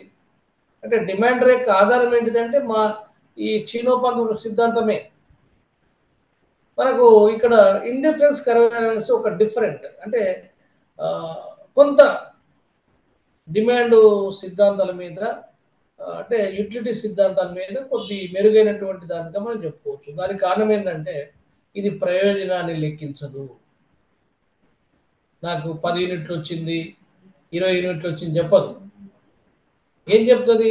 దీనికంటే ఇది మెరుగైంది. అంటే ఏది బాగుంది అంటే, నీకు యాపిల్ బాగుందా బనానా బాగుందా అంటే యాపిల్ కంటే బనానా బాగుంది, బనానా కంటే యాపిల్ బాగుంది, దీనికంటే ఎక్కువ తృప్తి ఇచ్చింది.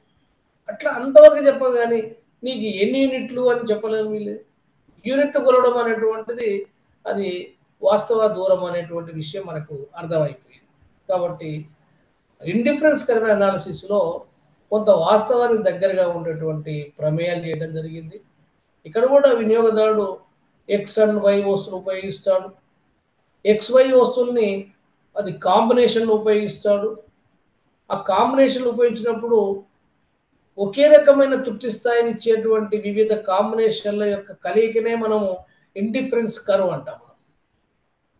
అంటే consumer will get same level of satisfaction on the indifference curve.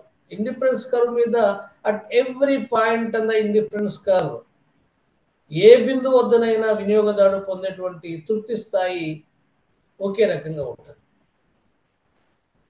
వస్తువులు వేరు ఉండొచ్చు, XY వస్తువుల యొక్క కాంబినేషన్ వేరు ఉండొచ్చు.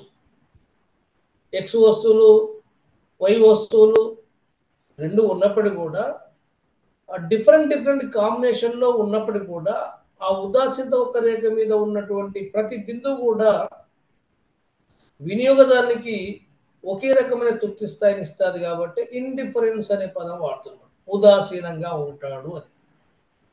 అంటే నాకు ఫలానదే కావాలన్నాడు, ఇదైనా పర్వాలేదు అదైనా పర్వాలేదు, ఆ సముదాయం అయినా పర్వాలేదు ఈ సముదాయం, అంటే దాంట్లో ABCDE అనే ఒక 4-5 సముదాయాలు చేసిన అనుకోండి, 4-5 సముదాయాల్లో ఏ సముదాయం అయినా పర్వాలేదు అనేటువంటి స్థాయికి కనుక వినియోగదారుడు వస్తే వాడు indifference among the different combination of the X and Y boards. XY రెండు వస్తువుల్లో ఏ సముదాయం పట్లైనా అతడు ఉదాసీనంగా ఉన్నాడు, ఇంట్రెస్ట్ లేదు, ఇదే కావాలని ఇంట్రెస్ట్ లేదు. ఇండిఫరెంట్గా ఉండటం అంటే ఏంది? ఏదైనా పర్వాలేదు, ఏదైనా నాకు ఒకటే అనేటువంటి భావంతో ఉంటే అదే మన ఇండిఫరెన్స్ కర్వ్ అంటారు. ఇండిఫరెన్స్ కర్వ్ అనే నిజ జీవితంలో మనం చాలా వాటికి అప్లై చేయొచ్చు. ఇప్పుడు మీరు ఈ తోపుడు బండ్ల మీద అరేకుమాలు పెట్టుకుంటాడు, అంటే ఏదైనా మీకు 10 రూపాయలు అంటాడు. ఏది వస్తువులు తీసుకున్నా దాంట్లో 2 గుండు పిన్నులు, 2 గాజులు, ఈ రకరకాల మనకు పిన్నీసులు, ఇవన్నీ కూడా మనం రోజు వాడుకునేటువంటి వస్తువుల్ని డిఫరెంట్ కాంబినేషన్లో పెట్టేసి మీరు ఏది తీసుకున్నా సేమ్ ప్రైస్. అంటే దాని అర్థం ఏంటంటే ఏదైనా ఒకటే రకమైన తృప్తినిస్తున్నటువంటి భావం ఆ అమ్మేవాడు, ఆ సేల్స్‌మెన్ మనకు కల్పిస్తాడు. అంతెందుకు కుప్పలు పోసి అమ్ముతుంటారు. రాశి అంటాం కదా మనం. పండ్ల కుప్పలు ఉంటాయి. బత్తాయిలు గానీ, సీతాఫలాలు గానీ, కొన్ని మనకు మార్కెట్‌లో ఈ ఈ ఇదైనా రూ. 100, ఇదైనా రూ. 100, ఇదైనా రూ. 100 పెట్టేస్తుంటారు. అంటే దాని అర్థమైంది ఏ కాంబినేషన్ అయినా ఒకటే. అంతెందుకు మీట్ ఊళ్ళల్లో ఈ మటన్ గిట్లా చేసినప్పుడు వాటి పోగులు వేసుకుంటారు. పోగులు అంటే నాన్ వెజ్ తినే వాళ్ళకి చాలా మందికి తెలుస్తుంది. దాంట్లో అన్ని రకాల పార్ట్స్ని డిస్ట్రిబ్యూట్ చేసుకుంటారు. ఏదైనా అంటే కటుకుల దగ్గర పోయినప్పుడేమో డిఫరెంట్ డిఫరెంట్ పీస్ తీసుకుంటారు. ఇట్లా కాకుండా ఒకళ్ళ దగ్గర వాళ్ళు తీసుకున్నప్పుడు రాశుల్లాగా చేస్తే దాని పోగు అంటాం మనం. మరి ఆంధ్ర సైడ్ ఏమంటారు కానీ ఒక అంటే ఒక రాశి, ఒక కాంబినేషన్. అట్లా కాంబినేషన్స్లో ఉన్నటువంటి ఏది తీసుకున్నా ఒకటే అండి. అది కిలోనో ఎంతో దోపుతారు. అన్ని భాగాలు ఉంటాయి దాంట్లో. ఏదైనా ఇండిఫరెంట్ అంతే, ఏదైనా ఒకటే. ఇట్లా ఇండిఫరెన్స్ కర్ నిత్య జీవితంలో మనం ఈ రకంగా చూడొచ్చు. అంటే ఈ వినియోగదారుడు ఏ కాంబినేషన్ పైన ఎట్లా ఉంటాడు, ఏదో ఒక కాంబినేషన్ పట్ల interest చూపించడు.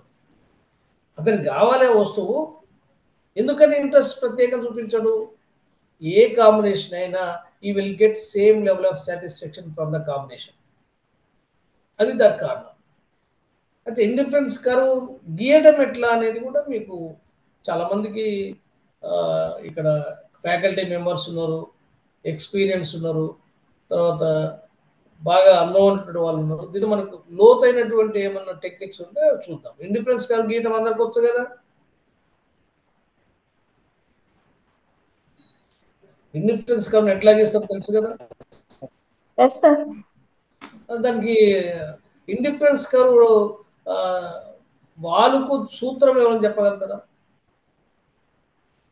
What is the slope of indifference curve? క్షీణ ప్రతిస్థాపనోపాంత రేట్. ఓకే, దీని diminishing rate of molecule substitution. Very good, very good.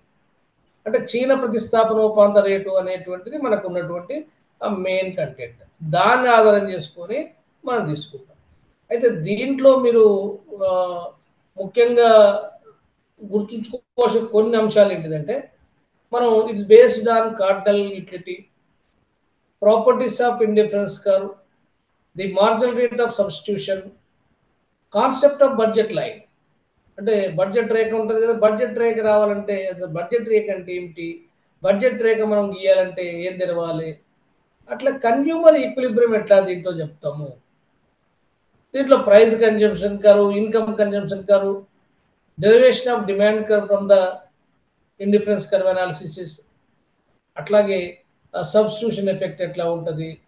ఇంకా చాలా ఇంపార్టెంట్గా ఉండేది ఏంటంటే decomposition of price effect into income and substitution effect అనేటువంటిది దీంట్లో ఉన్నటువంటి కీలకమైనటువంటి కాన్సెప్ట్.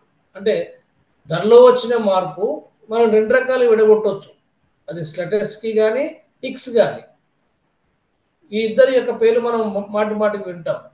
ఇక్స్ అండ్ స్లెటెస్కి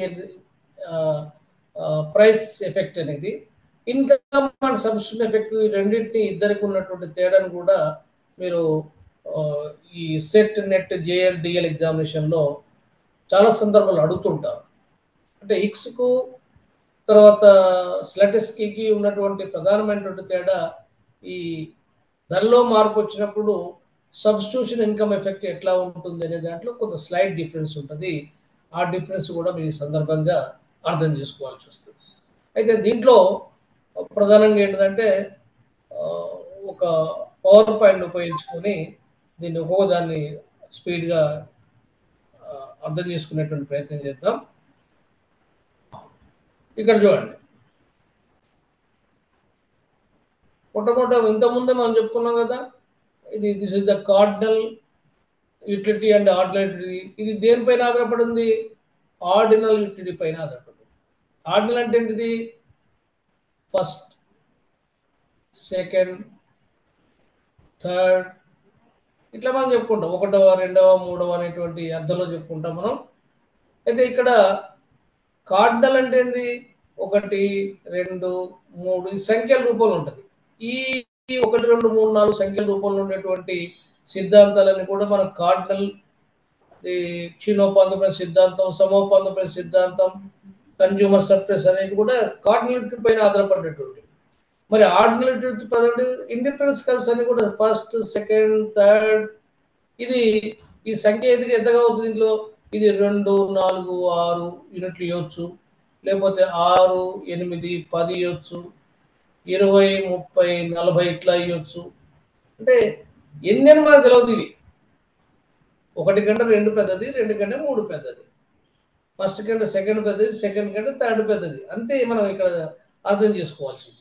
ఇట్లా ఈ కాంబినేషన్లో ఉన్నప్పుడు మనకు ఈ ఆర్డినలిటీ అనేటువంటి దాన్ని ఫస్ట్ సెకండ్ థర్డ్ అనేటువంటి అర్థంలో మనం చెప్పుకుంటాం.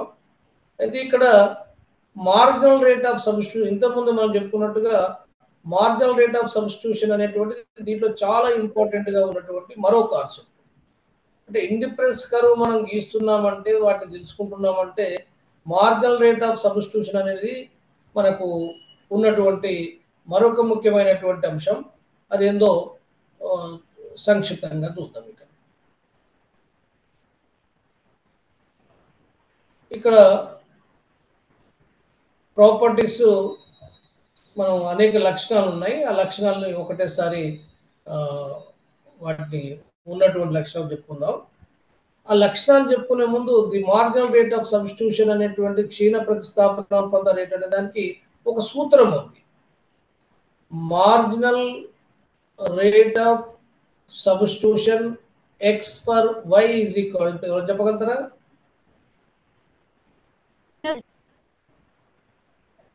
Marginal rate of substitution X for Y is equal to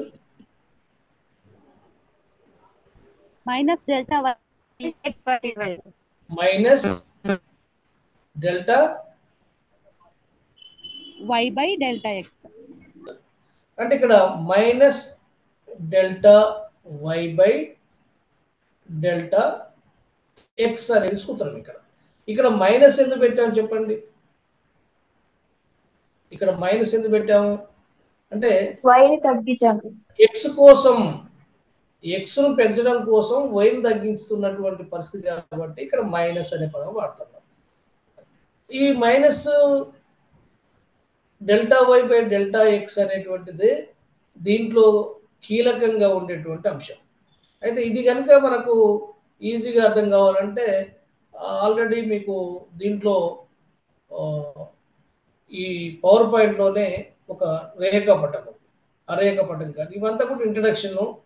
ఎవరు దీన్ని జేఆర్ఎక్స్, అంతకుముందు దీన్ని ఎడ్జ్వర్త్ మ్యాథమెటికల్ సైకిక్స్ అనేటువంటి పుస్తకంలో 1881లో దీన్ని ఇంట్రడ్యూస్ చేసిందని, ఇర్వింగ్ ఫిషర్ తర్వాత 1892 మరికొంత డెవలప్ చేసిందని, ప్యారిటో 1906లో ఇండిఫరెన్స్ కర్వ్ అనాలిసిస్ కొంత ఇంప్రూవ్ చేసిందని, it was developed by British economist J R Hicks and R G D Allen in 1934.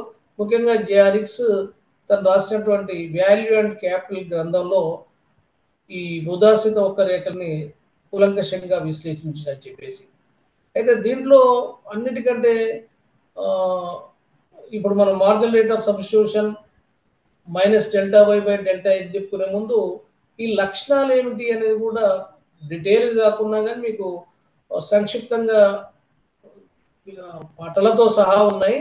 ఇక్కడ సంక్షిప్తంగా చేసుకోవడం ఏంటిదంటే, ఇది the slope of an indifference curve is negative. అది రుణాత్మక వాలు కలిగి ఉంటుంది.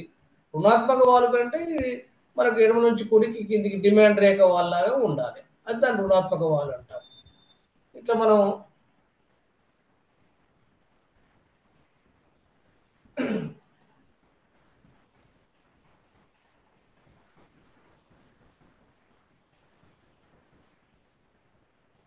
ఇట్లా ఉంటే this is the negative slope. అంటే మనకు ఎడమ నుంచి కుడికి ఇది తక్కుంటూ పోవాలి. ఇట్లా దీని పైన ఇస్తాను, తర్వాత ఎరాజ్ చేస్తాను.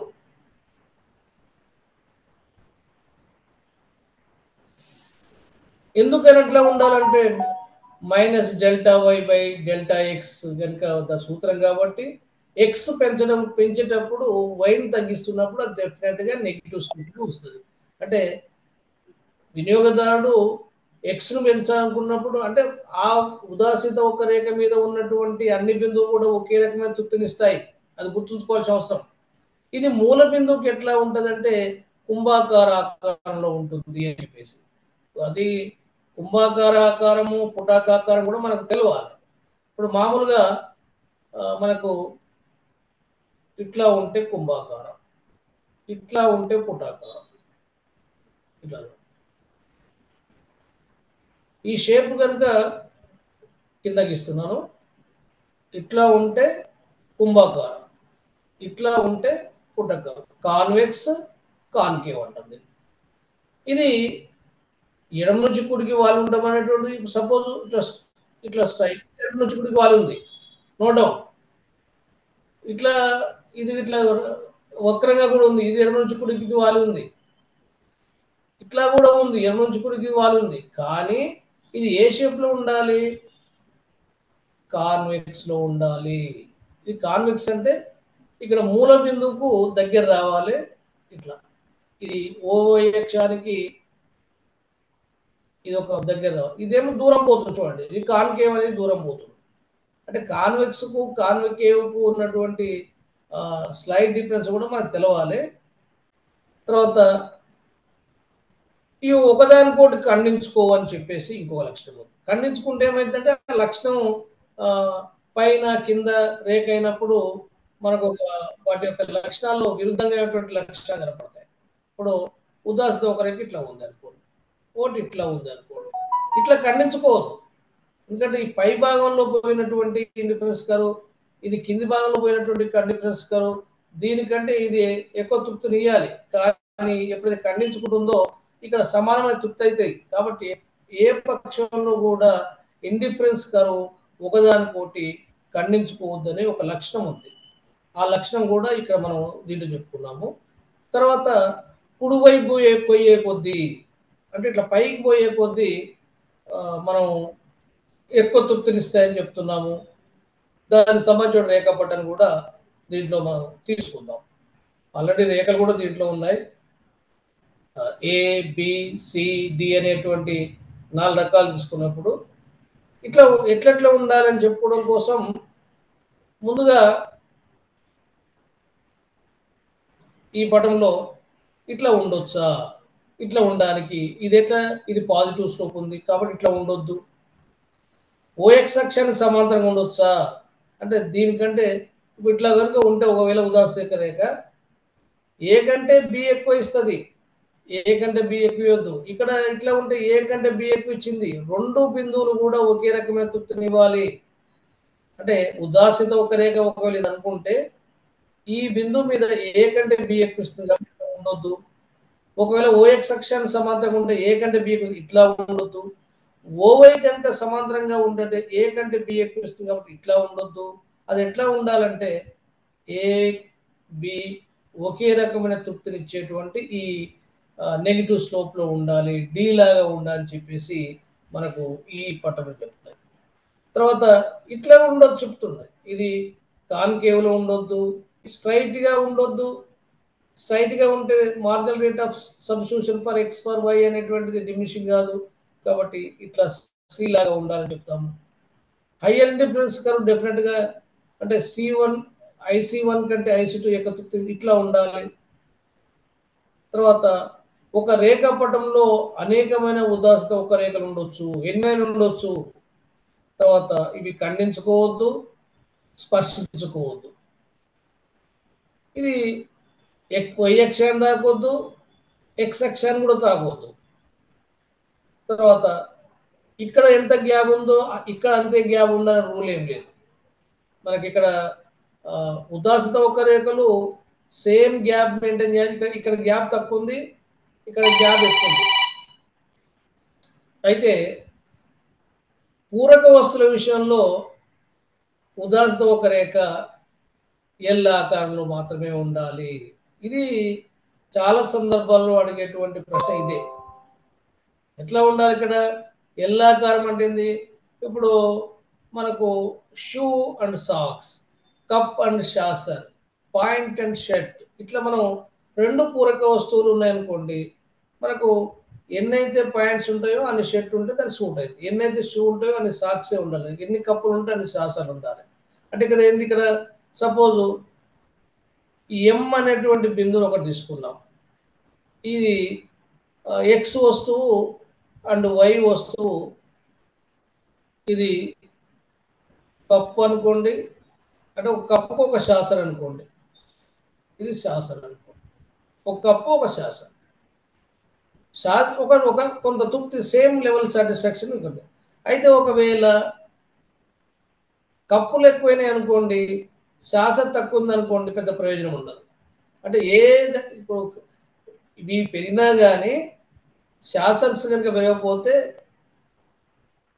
ఈ ఎం దగ్గర ఎంత తృప్తి ఉంటుందో ఇక్కడ అంతే ఉంటుంది. కాబట్టి ఏ వల్ల ప్రయోజనం లేదు. అట్లాగే శాసన సంఖ్య పెంచినప్పటికి కూడా ఈ కప్పులు అంతే ఉన్నాయనుకోండి, దాంతో పెద్ద ప్రయోజనం ఉండదు. కాబట్టి ఇది ఎట్లా ఉండాలంటే ఎల్ ఆకారంలో ఉండాలి. ఎల్ ఆకారం అంటే ఇది ఒక ఉదాహరణ, ఒక రేఖ, ఇది IC1 అందాము. మళ్ళా పెరగాలంటే 2 పెరగాలి, IC2 అందాము.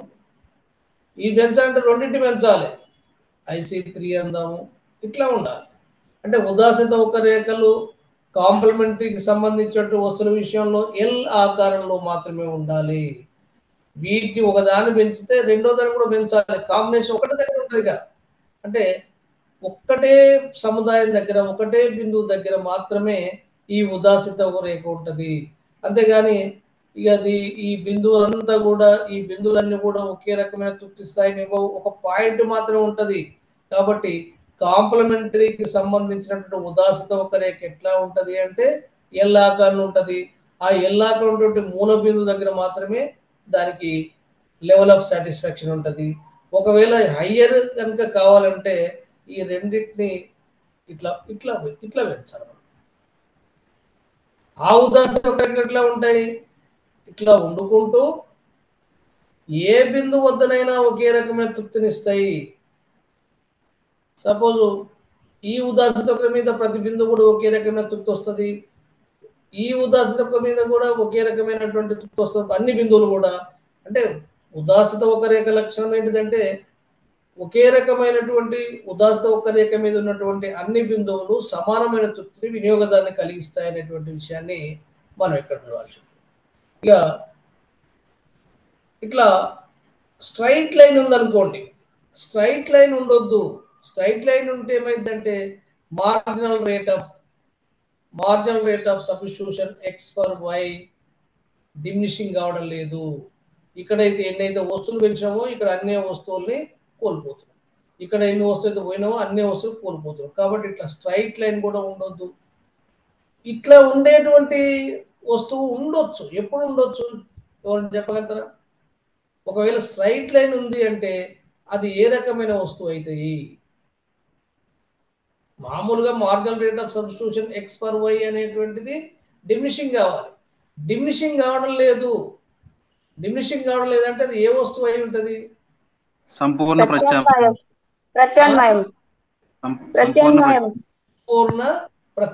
సంపూర్ణ సబ్స్టిట్యూట్, పర్ఫెక్ట్ సబ్స్టిట్యూట్ గూడ్స్ అయితే అవి. సంపూర్ణ ప్రత్యామ్నాయాల వస్తువులు ఏంటంటే ఎట్లుంటుంది? స్ట్రైట్ లైన్ ఉంటుంది. దీంట్లో ఉన్నటువంటి 2 ప్రశ్నలు మాటికి వచ్చేది ఏంటంటే కాంప్లిమెంటరీ గూడ్స్ సంబంధించినటువంటి ఉదాసిత ఒక రేఖ ఎట్లా ఉంటుంది అంటే అది ఎల్ ఆకారంలో ఉంటుంది. ఒకవేళ అది పర్ఫెక్ట్ సబ్స్టిట్యూట్ ఏందనుకోండి, సంపూర్ణ ప్రత్యామ్నాయ వస్తువు అంటే ఎక్స్ వై 2 వస్తువులు కూడా ఎటువంటి కోల్పోకుండా, అంటే మామూలుగా ఎక్స్ పెంచాలంటే వైని కోల్పోతాం, మనం వైని ఎక్కువ కోల్పోతుంటాం. అంటే ఈ ఎక్కువ కోల్పోకుండా మనం తక్కువ కోల్పోతుంటాం పోను. సేమ్ కనుక ఉన్నట్లయితే ఎక్స్ వైలో ఇవన్నీ కోల్పోతామో ఇవన్నీ వస్తే, ఇవన్నీ కోల్పోతామో ఇవన్నీ ఎక్స్ అన్నీ వస్తే, అంటే వాటి నిష్పత్తిలో ఎటువంటి మార్పు రాకపోతే దాన్ని మనం 2 కూడా పర్ఫెక్ట్ సబ్స్టిట్యూట్ గూడ్స్ అంటాము. ఇది ఒక్కటి మీకు చాలా సందర్భాల్లో ఉండేటువంటిది. ఈ two goods X and Y are perfect substitute, the indifference curve is a straight line with negative slope. Negative slope ఉంటుంది కానీ స్ట్రైట్ లైన్గా ఉంటుంది అనేటువంటిది ఇక్కడ ఉన్నటువంటి మరొకటి. ఇవి అన్నీ కూడా మనకు ఉదాసీన వక్రరేఖకు సంబంధించినటువంటి లక్షణాలు. ఇక ప్రమేయాల విషయానికి వచ్చినట్లయితే రెండు వస్తువులు ఉంటాయని, వినియోగదారుడు హేతుబద్ధంగా వివరిస్తాడని, వినియోగదారునికి మార్కెట్ సంపూర్ణ పరిజ్ఞానం ఉంటుందని, వినియోగదారుని అభిరుచుల అలవాట్లు స్థిరంగా ఉంటాయని, వినియోగదారుడు రెండు వస్తువులకు సంబంధించినటువంటి అభిరుచి తరాను ఏర్పరచుకుంటారని చెప్పేసి మనకు కొన్ని లక్షణాలు ఉన్నాయి. ఈ లక్షణాల మీద కూడా అప్పుడప్పుడు ప్రశ్నలు అడుగుతుంటారు. ఇక ఇది మనకు diminishing marginal rate of substitution సంబంధించినటువంటి ఒక చిన్న ఎగ్జాంపుల్ ఇక్కడ చెప్పుకున్నాము. ఈ ఎగ్జాంపుల్ ఆధారంగానే మనం మార్జినల్ రేట్ ఆఫ్ సబ్స్టిట్యూషన్ ఆధారంగానే ఉదాసీన వక్రరేఖను గీస్తాం.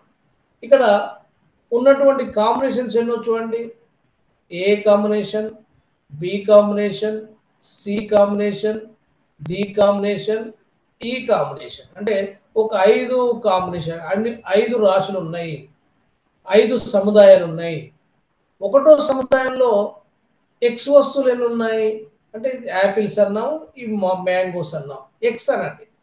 ఒక ఎక్స్ వస్తువు 15 వై వస్తువులు కొంత తృప్తినిచ్చే వానికి. ఎంత తృప్తిస్తుంది అంటే ఒక లెవెల్ సాటిస్ఫాక్షన్ ఇచ్చిన వానికి. ఒకవేళ ఎక్స్ వస్తువులు 2 చేయాలనుకోండి అంటే ఒకటి పెంచిండు అంటే 1కు ఇంకో 1 కలిపినాం. అప్పుడు ఈ 15కి వెళ్ళి కొన్ని వస్తువులు తగ్గించుకోవాలి. దీన్ని ఏమంటామంటే మైనస్ డెల్టా వై. అంటే ఎన్ని వస్తువులు డెల్టా వై అవుతుందంటే ఇక్కడ 4 వస్తువులు తగ్గించాం. ఎన్ని వస్తువుల కోసం? ఒక ఎక్స్ కోసం కోల్పోయినటువంటి వై వస్తువుల సంఖ్య 4 కాబట్టి delta Y by delta X అనేటువంటిది ఇది 1:4 అంటే 4 తగ్గించాం మనం. ఒకవేళ ఇంకొక వస్తువును పెంచినామనుకోండి, అప్పుడు దీన్ని 3 వస్తువులు చేస్తే, ఒక వస్తువు చేస్తే ఇంతకుముందు 4 వస్తువులు కోల్పోయినాం, ఇప్పుడు కేవలం వై వస్తువులు 3 కోల్పోతున్నాడు. అంటే 4 కంటే 3 తక్కువ, డిమినిషింగ్. అంటే మార్జినల్ రేట్ ఆఫ్ సబ్స్టిట్యూషన్ ఏమైంది? ఎక్స్ వస్తువుల కోసం కోల్పోయేటువంటి వై వస్తువుల సంఖ్య 4 నుంచి 3 తగ్గింది. ఇంకొక వస్తువును పెంచామనుకోండి అది 2 తగ్గింది. ఇంకో వస్తువును పెంచామనుకోండి అది 1కి వచ్చేసింది. అంటే 4, 3, 2, 1. ఈ 1 అనేటువంటిది ఎక్స్ను ఒక్కొక్క దాన్ని పెంచుకుంటూ పోతున్నాం ఈక్వల్గా. 1:4, 1:3, 1:2, 1:1. The marginal rate of substitution x for y is equal to minus delta y by delta x is diminishing. దీన్ని ఆధారంగా మనం ఏం చేసినాము? రేఖను గీసినాం. ఇక్కడ దీని ఆధారంగానే మనకు ఈ రేఖ. ఇక్కడ 15 వస్తువులు ఎక్స్ వస్తువు, ఈ కాంబినేషన్ మొట్టమొదటి ఏ కాంబినేషన్. ఇది ఏ కాంబినేషన్ అంటే ఏ కాంబినేషన్ ఏం పెట్టాము? ఈ 15 వస్తువులు, ఇవి ఒక వస్తువు, ఒక రకమైన తృప్తిని ఏ దగ్గర ఇచ్చినాయి. ఒకవేళ బి కాంబినేషన్ తీసుకుందాము, 2 వస్తువులు ఎక్స్, 11 వస్తువులు బి కాంబినేషన్, ఇది 11 వస్తువులు. తర్వాత సి కాంబినేషన్లో 3 వస్తువులు దీన్ని తీసుకున్నాం, 8 వస్తువుల్ని వై తీసుకున్నాం. డి కాంబినేషన్లో 6 వస్తువుల్ని వై తీసుకున్నాం, 4 వస్తువుల్ని ఎక్స్ తీసుకున్నాం. చివరిగా ఈ కాంబినేషన్లో 5 వస్తువులు కనుక మనం ఎక్స్ తీసుకుంటే 5 వస్తువుల్ని అంటే ఇక్కడ 4, 3, 2, 1 వై వస్తువుల యొక్క సంఖ్య తగ్గింది. అంటే ఇక్కడ ఈ భాగం అండి గ్రీన్ భాగం, ఇక్కడ 4 తగ్గింది, ఇక్కడ 3 తగ్గింది, ఇక్కడ 2 తగ్గింది, ఇక్కడ 1 తగ్గింది.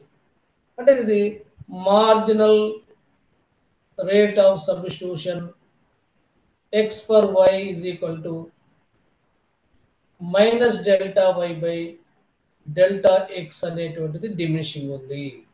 ఈ ఏ కాంబినేషన్ని, ఈ బి దగ్గర పాయింట్ని, సి దగ్గర పాయింట్ని, డి దగ్గర పాయింట్ని, ఈ దగ్గర పాయింట్ని కనుక మనం కలిపి ఒక లైట్గా గీసుకుంటూ వస్తే గ్రీన్లో ఉండేటువంటి మనకు ఒక గీత వచ్చింది. ఆ గీత ఎట్లా ఉంది అంటే ఇట్లా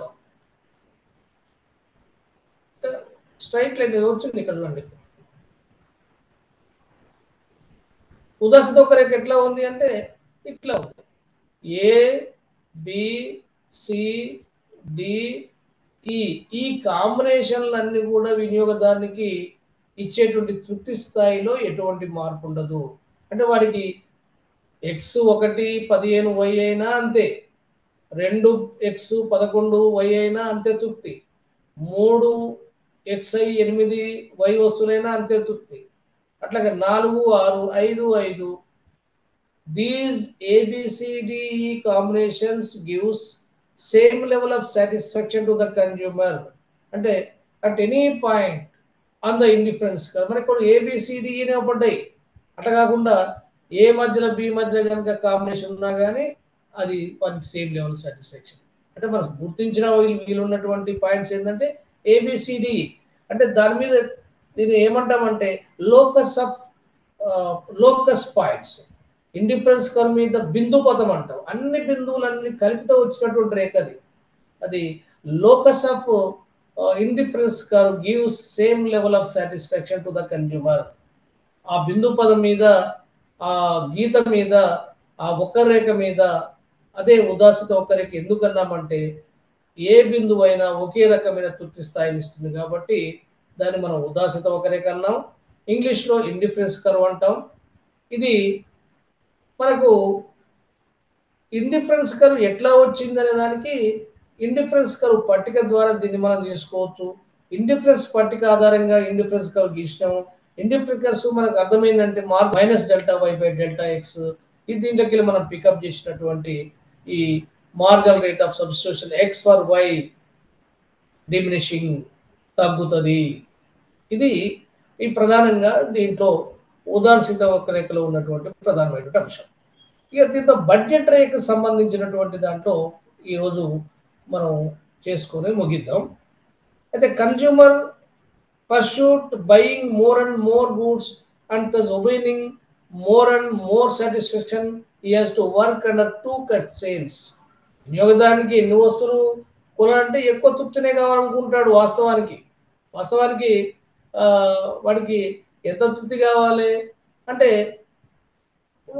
మనకు ఉన్నటువంటి కాంబినేషన్లో 1:15 ఇట్లా ఒకటి ఉంది, 2:11 ఇట్లా ఒకటి ఇండిఫరెన్స్ కర్వ్ ఉంది అనుకుందాము.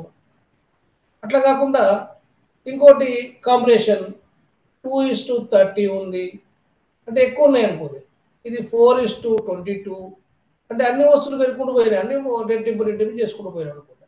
అంటే ఈ కాంబినేషన్లో ఉండేటువంటి ఇండిఫరెన్స్ కర్వ్ IC1 అయితే, ఈ కాంబినేషన్లో ఉన్నటువంటిది IC2 అయితే, ఇంకా పైన ఎక్కువ అంటే ఎక్స్ వస్తువులు ఎక్కువనే ఉంటాయి, వై వస్తువులు ఎక్కువనే ఉంటాయి.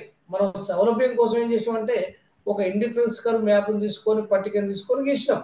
అయితే ఎక్స్ వస్తువులు ఎక్కువగానే వై వస్తువులు ఎక్కువగాను రెండు ఉన్నప్పుడు అక్కడ కూడా marginal rate of substitution X for Y diminishing ఉన్నటువంటి దానిగా ఉన్నప్పుడు అనేకమైన ఉదాసీత ఒక్క రేఖలు మనకు కనపడుతుంటాయి.